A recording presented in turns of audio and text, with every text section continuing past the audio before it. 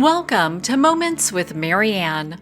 This is your host, Marianne Pastana, and I am so excited to be celebrating 10 years of meaningful conversations with you. As we step into our new primetime hour, it's such an honor to share this exciting new chapter with you. So whether you're starting your day out, headed to work, or listening from wherever you are, this hour is designed to bring you thoughtful dialogue, fresh insight, and inspiring stories so you can make every moment count. So thank you for being here with me today, and let's dive in. We're here today with special guest Diana Gordon, who's here to share with us her new book, Loosestrife for Porcupines. So are we capable of slowing down, paying attention, and finding meaning in a world that never stops? Well, today's guest is here to share with us just that.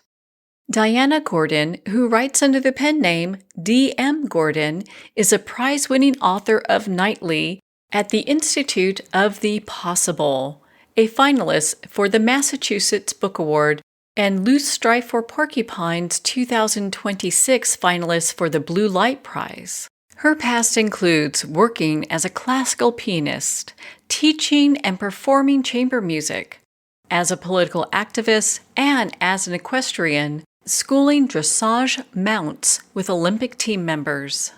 So welcome to the show, Diana Gordon. Thank you. I'm so happy to be here. I'm so super happy that you're featuring poetry. Oh my goodness, we love featuring poetry, especially when we get to really connect with poets like you. But I have to ask you, what inspired you to title your collection this way? Well, that's starting with a complicated question. It shouldn't be, right? I think you probably figured that's an easy one. But the title is Loosestrife for Porcupines, and I live at the end of a long field that's almost a character in the book. And the title comes from a stanza from one of the many of the poems talking about the ecosphere and the creatures that live in it. So I live outside town near a reservoir at the head of a long field, as I said. And everybody lives here, from tiny scarlet mites to possums and the squabbly crows. And bears live here. The blackness of bears never does anything less than stop me in my tracks. They're just always startling, and I've lived here for years with them. And there's bobcats and vultures and a rare moose. I've even seen a mountain lion in passing. They're not native here, but porcupines are. And that stanza that has the phrase Loosestrife for porcupines in it talks about the food chain and how the field acts as a host to all these creatures. There's timothy for deer and seeds for the field mice, and field mice making pink baby mice for everyone else who wants to eat them, from the coyotes to the big hawks. And it seemed emblematic of what's in the book, which is in part about all of that. The field also blooms with loosestrife, and the very first time I saw it, I thought it was the most beautiful thing. I don't know if you've ever seen a hayfield blooming with loosestrife, but they're beautiful little purple flowers, and it's gorgeous. And it's also invasive. So, years ago, I read that porcupines eat loosestrife, and I thought, oh, that's such a happy thought. I mean, it's a relief. And then it seemed like a fitting title for the collection because of how everything fits together. And then the book was born, and it was accepted, and it was in a galley form, and it was published, ta-da. And just recently, somebody said, but porcupines don't eat loosestrife. And I thought, oh, but you're kidding. Oh, no. So I looked it up, and I read an article. I swear I read an article years ago that said porcupines eat loosestrife. But now when you Google porcupines and loosestrife, it says you will find out quickly that loosestrife is invasive and porcupines don't eat it. So where does that leave us? Well, there are different types of loosestrife that aren't invasive, and porcupines eat all manner of things, including, we hope, the non-invasive loosestrife. And maybe the title should be Loosestrife and Porcupines, which also is fitting for everything that's in the book.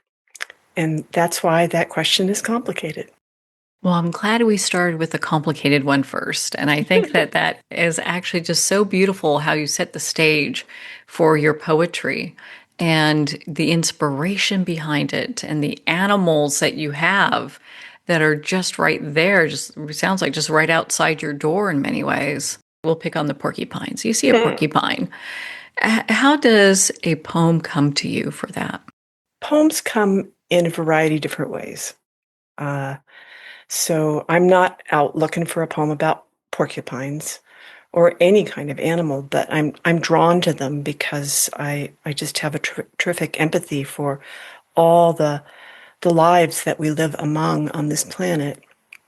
Um, I don't know. Porcupines are so winsome. I love them. I There's a poem in there, a poem in here that talks about how a porcupine came and sit under my window. That was a real thing, and how I think of them as pacifists. I love these kinds of animals like porcupines and skunks, whose defense is deterrent. It's not tooth and claw.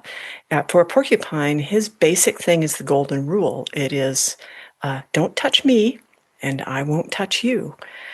And it seems like there's something holy in it. And I love that they're slow and they just have this type of wizened presence that I'm drawn to. I feel that way about capybara too, that they also seem like just very wise, quiet old creatures, and that we have things to learn from them, I guess. Not that I'm trying to teach anything, I'm not. I'm just trying to witness. But if we're going to start with porcupines, that's what porcupines mean to me. And then poems spin out. You start with an image or an idea or a thought or something that moves you, something that's odd, one hopes, something that is unique and in its uniqueness is universal. But you don't look for that either. You're just trying to grab onto what's amazing about living on this planet. What's amazing about life? I think poems are always trying to kind of capture that, capture it in its humor and its oddity and its depth and its sorrow. Um, just, you don't want it to slip away. Poems are a kind of witness. Now, is there a poem that you would like to share with us? All of them. uh, let's see. If you give me a moment and I'll kind of page through here and see if I can find it. Uh, I've been talking about, I'm going to try to multitask and talk to you coherently and look for the poem at the same time. I've been talking about all these creatures which fascinate me. And I feel like we are a very egocentric species. We think we're really the most important species on the planet. And I don't necessarily believe that's true, that everybody is, when I say everybody, I mean the whole, from microbes to gorillas, we're all pretty amazing and we're all living our lives alongside of each other, but we're all interconnected as well. So maybe I'd like to start here, which is a poem that has that kind of breadth. And it's going to talk about sand dollars, for instance. I don't know. When you think of a sand dollar, what do you think of? Well, I think of a couple things. One, the white sand dollar shell after they've passed, but I've also seen them live and picked them up on the beach where they're moving around on my hand. And I think that I found that more beautiful than the shell itself. Yeah, and I think most people think of the shell. I did. I wasn't aware until I was helped with the Monterey Aquarium videos that they are live living creatures. They have their own lives, and you're unusual that you've found a live one. That their little spines feel like velvet when you pet them. Uh, so there's that in this poem, and I think the poem will explain itself. The title is Quantum of O, not quantum of solace like James Bond, but quantum of O. Hourly, with the bruising strafe and strife of news. And because Terence Hayes writes that at the center of God is an O, I think of how I don't believe much anymore, except what's unfathomable. How the center of an apple sliced horizontally reveals the same five-petaled star as the sand dollar, which is a flat urchin covered in cilia, and when alive, stroked, feels like velvet. Sand dollars gather when the sea is calm, plant themselves upright in fine sand, and lean forward like an auditorium of school children waiting. The tiniest hairs of urchins, students, and apple fibers are atoms. No news there, down to their nuclei, into neutrons and protons, and inside those, quarks. And inside quarks, child, sea creature, fruit, or stone, is something unknown, something to believe in. Smaller particles dancing. What sparks inside a pebble sparks in me and you. And buzzing around our quarks are muons, raining through us. Muons from deep space. Muons maybe from the beginning of time. The old singers were right. We are stardust after all. Subatomic in our fermions. Golden in our bosons. Neutrinos. The list of attendees is incomplete, all quivering in the ballroom of a single atom in a single cell on the pad of our opposable thumbs.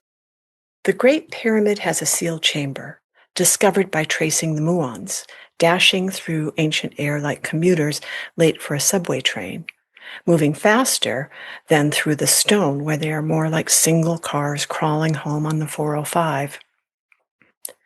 And maybe on blue days, when I'm heavy with the news, it's only the muons decaying, little bits of God falling on their way through the sky, through the house roof, in me, through everything, everywhere.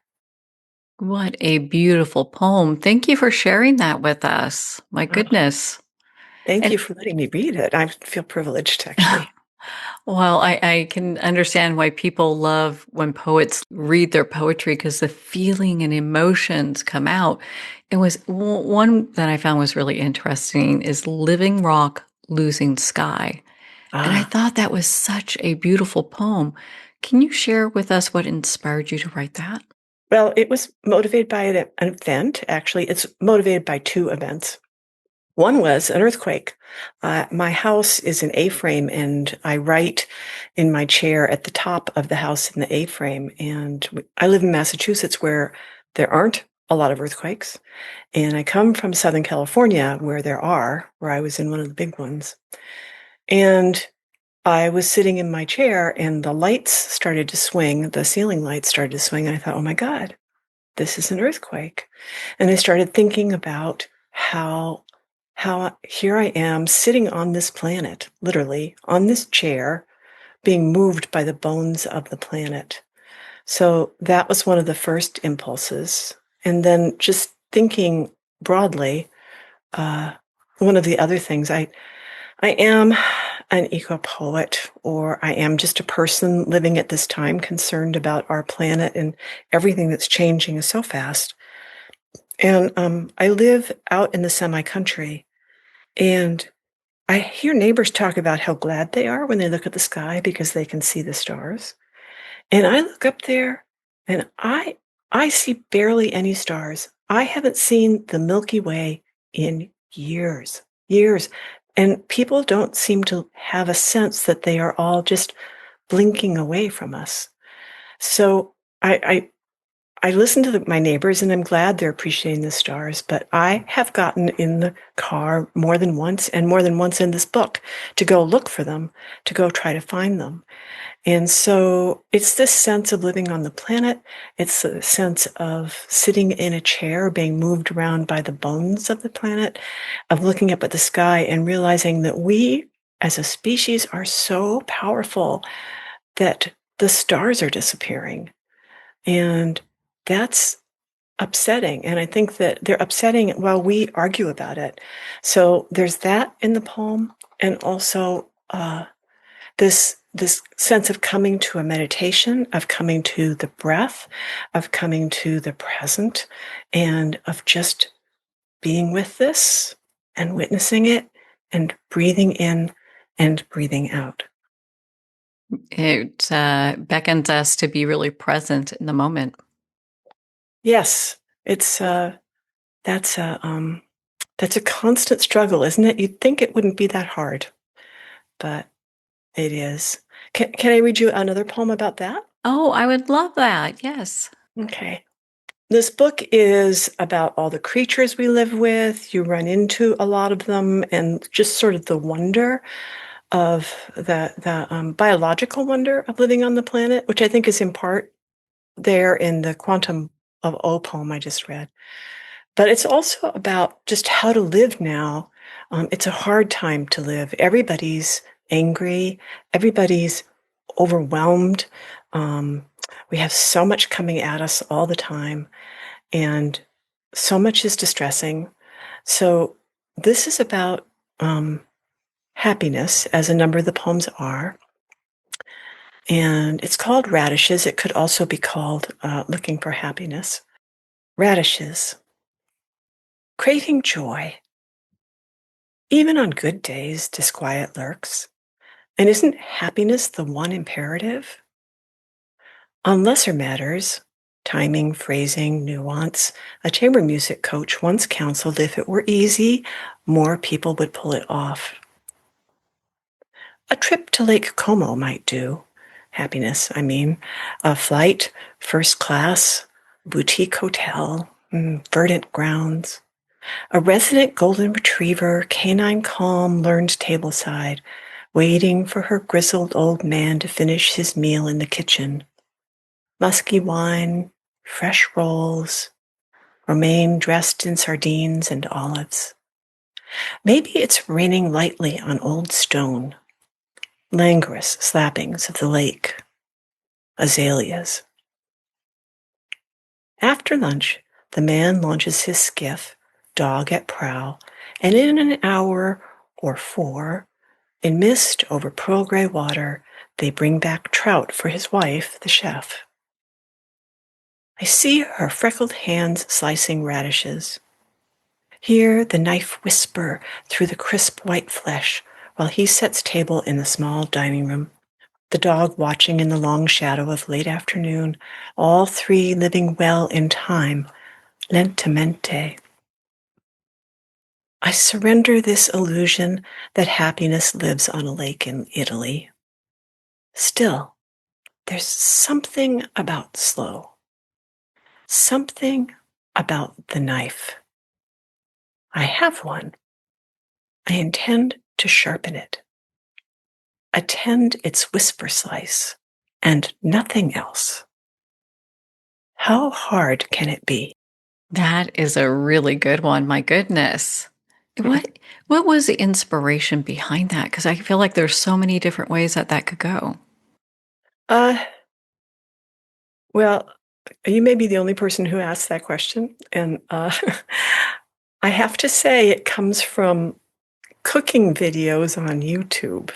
Have you watched those videos where there's kind of these, it's somebody's making something, these old pottery bowls, and they have a knife that's perfectly sliced, and their hands are going through the motion, and it's the sound of the cutting.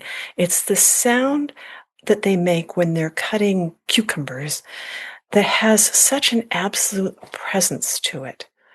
So I'm trying to imagine. We all want to be happy. I mean, it should be our ultimate quest, right? When we wake up in the morning, isn't that what we want most out of any day? Is just simply to be happy.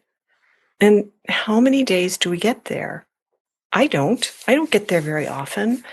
And so I was imagining kind of this consummate. We all want to go away. I think writers imagine a cabin in the woods. We all imagine a vacation. Lake Como probably comes to mind pretty frequently, or I don't know, hiking trails in Ireland or whatever your fantasy is.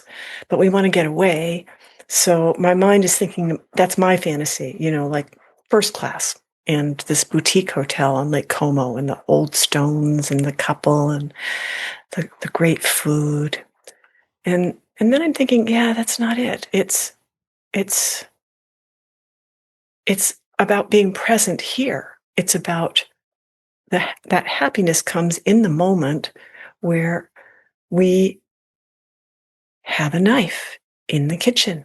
We take the time to sharpen it. We have radishes, which are, when you stop to think about them, amazing. They are bright red with white flesh inside. And when you cut them in thin slices, that knife makes that noise. And if you can just be totally there, this is not a original thought, but if you can be totally there with that knife, with those radishes, that's happiness. I love that. Thank you for sharing that. You're welcome. You have a poem called Good Enough. What Ah, was the inspiration behind that one? well, um, the inspiration was the little horse that's in it. In my background, I have chamber music, which I just alluded to, but also I was a pretty serious equestrian for a while. And do you want the story, as well as the essence of the poem Oh, itself? yes, I would love that. Thank you. Um, so, so I was a serious equestrian for a while. I rode really super seriously, threw my whole heart and soul into it. I rode big horses, dressage horses. The dressage horses are huge. And at the time that I had this little horse I was talking about, I also had a horse that was the size of a Clydesdale, and I rode them both every day. And the Hanoverian, that was the big guy named Pikes Peak. He Yeah, he was a real dressage horse, and I was riding FEI level dressage with him, so all the fancy dancy stuff. And I also had this little guy, and he was originally a cow pony that was put up for sale. Um, and he was for sale by the cowboy because he didn't like cows. But the newspaper ad said good horse. And when I talked to the guy, he said, you can put a grandmother on this horse. You can put a 7-year-old old on this horse. And I thought, that's the horse I want. So years passed, and I went through a whole cycle of this very serious riding. And then I moved on, actually, to be a writer. And all that was left was this little horse. And he was with me for 22 years. He was the best horse. And this was about, well, shall I just find it and read it? And Oh, I'd love that. I would love that. Thank you. let's see. Also passing this, I'm glad this poem is not a horse. There's that one too. Okay. Good enough. He was, as advertised, a good horse. We became like an old married couple. Fat and sheeny at 30, he could still buck me off. A vet said cancer in November, before frozen ground and icy buckets, before a long night's thrashing against barn boards, when no help would come before dawn. He grazed the last sweet threads of pasture in a halter with his name in polished brass. Someone he didn't know stroked his neck. Someone who knew what was coming inserted a needle. His legs folded, a wisp of grass between his lips. He was a good horse. It was the death he deserved. It is the death I deserve. I am telling anyone who will listen. I too have been good. I'm going to start crying. Mm, And it really grasps at the heart. And I think a lot of times people, when we have beloved pets that we've had for years and years and years. The question about when do we cross that threshold, I think is a big deal. Yeah, it is. And this was the one I did right, Marianne. I waited too long with other ones. I think we all do because we don't want to part with them. But this one, he was still, as the poem said, he was still fat and sheeny, and it was coming. He was 30 years old. It was coming, but he was out in the sunshine eating grass. He didn't know, right? And I spared him all of that. It was the right thing to do. And we hear, I don't know, your friends must say this. My friends say this. We all say this at some point. It's like, oh, please spare us, just come and like hit us over the head when we don't know it's coming, right? It's not going to happen that way. But I don't know. I want it to. I want somebody to know that for me and do the same kindness that I've done for my animals. And we don't. We can't. We don't do that. And it's obviously very, very complicated. And I'm stepping on a lot of beliefs, actually, to even wish this, I think. But for him, for that moment, from just my beloved little friend, his name was Pip because he was so little. Um, for my beloved friend, it was just right. What a perfect name too, Pip. You gotta love that. Yeah, He sounds like a real sweetie pie. My goodness.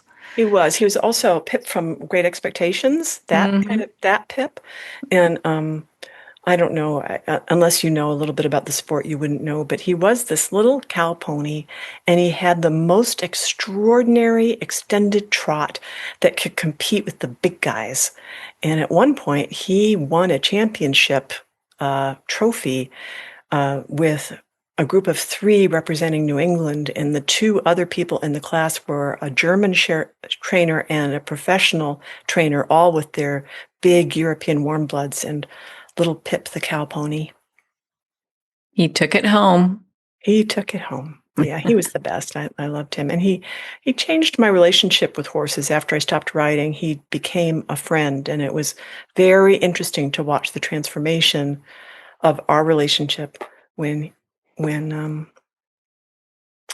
when I stopped putting a bit in his mouth and a saddle on his back, and he was just a horse and I was just a person. Uh, it changed in a really lovely way. Well, what a lovely poem to remember him by. I think Yeah. that's he has an interesting story, a cow horse not liking cows and ending up where he was exactly supposed to be. Mm. I'm sure you probably had a lot of poems that you could have included in this book. How did you choose which ones to include and which ones to maybe save for a later date? I did have more. I so poems these days are published by calls out from presses for specific lengths of manuscripts. And for myself, I always try to submit the shortest manuscript possible because that forces me to to take out any poems that I think aren't strong. And I think this is a strong collection. I think there's a lot of really, really, really strong poems in here. Um, and those might live in a back shelf where I come to them at another time and see if they want development. But actually, this time around, I've moved on, so I have new poems coming. Um, yeah, does that answer your question? It does. Thank you. What would you like readers and our listeners to take away from Loosestrife for Porcupines? Let me think for a moment.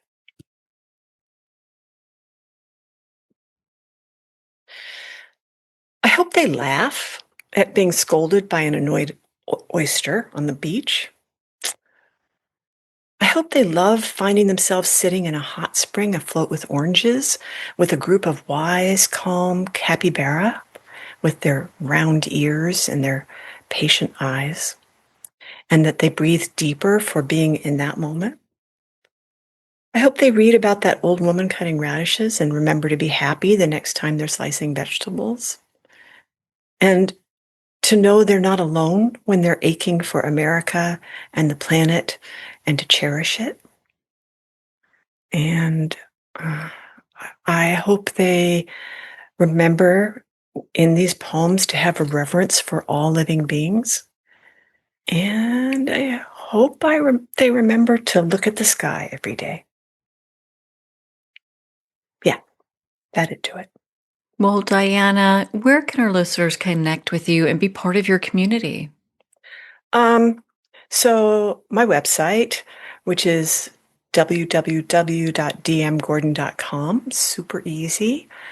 And also, I'm just about to start a Substack. Actually, it's up and running. It's not quite announced yet, called Leaf Sheep. And Leaf Sheep is a Substack with poems about animals. I'm really focusing on that part of this collection. And I want to publish accessible poems, really strong ones about animals. I want to do classic poems.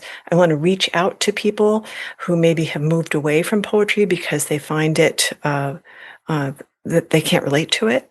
And so they can find me in both places, and they can find the Leaf Sheep on my website as well as my books. I have a couple novels coming out too. So, yeah. Well, Diana, thank you so much for taking the time to be on the show with us here today. Thank you for having me.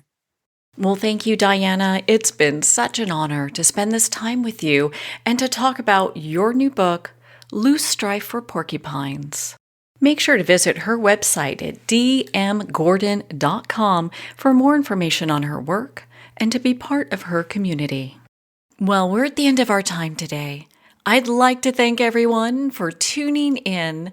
You're listening to Moments with Marianne, where we make every moment count.